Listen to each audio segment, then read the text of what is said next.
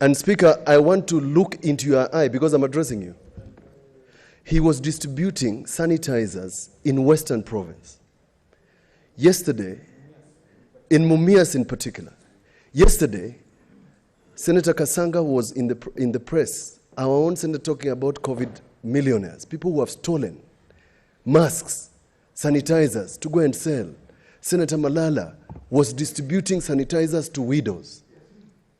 They misled us, Mr. Speaker, and this is very challenging because as lawyers, myself including Senator Omogeni, should not have let Senator Malala off. But we were told there's mischief in this chamber. So against our oath as lawyers, Mr. Speaker, we have come to address you. Against our oath, we have let Senator Malala, who was supposed to go to Nairobi, Nairobi area, is now on his way to Mumias. Mr. Speaker, it is you, and I'm looking at you. It is you, Mr. Speaker, who has been defied. And Mr. Speaker, if you cannot sit on that seat, this will be a good time to resign. I can sit there. Because this is a chamber of parliament. It is to an extent, Mr. Speaker, you have such powers that if there was a vacancy in the executive, Mr. Speaker, you could be a president.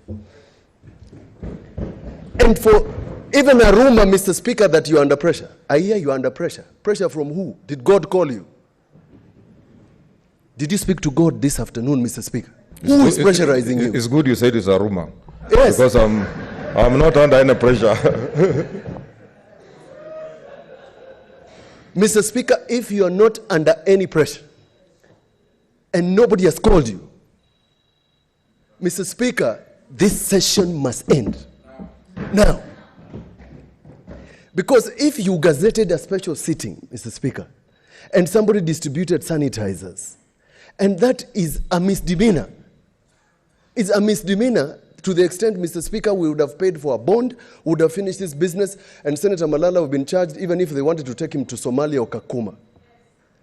Mr. Speaker, there has never been a day since your election that you are under trial. It's not us. We have done our bit. If you can issue a directive seated in your chair, and Mr. Speaker, somebody says he's on leave. Imagine what would happen, Mr. Speaker, if the car that is driving Senator Malala at high speed rolls somewhere in Naivasha. God forbid. Would the cabinet secretary be on leave also? The contempt that they are treating us, the contempt they treat people who are elected, Mr. Speaker, tells you, Mr. Speaker, that this country is on the brink. But let me just finish, because in my anger I might say something that might lead to things I don't want to say. This is what the 32nd president said, and I'm talking to the powers, because other than taking my life, you have nothing, no control over me. He said this in 1941.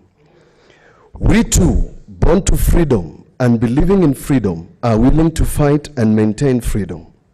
We and all others who believe deeply, as we should, would rather die on our feet than live on our knees. We will not live on our knees. If, Mr. Speaker, you even direct we proceed, there will be so much chaos in this floor, Mr. Speaker. There will be no action. You will have to call police to arrest all of us, because we cannot proceed, Mr. Speaker. It is chilling to think, Mr. Speaker, that we can proceed when our senators are being taken across the country on the highway by force with people carrying guns.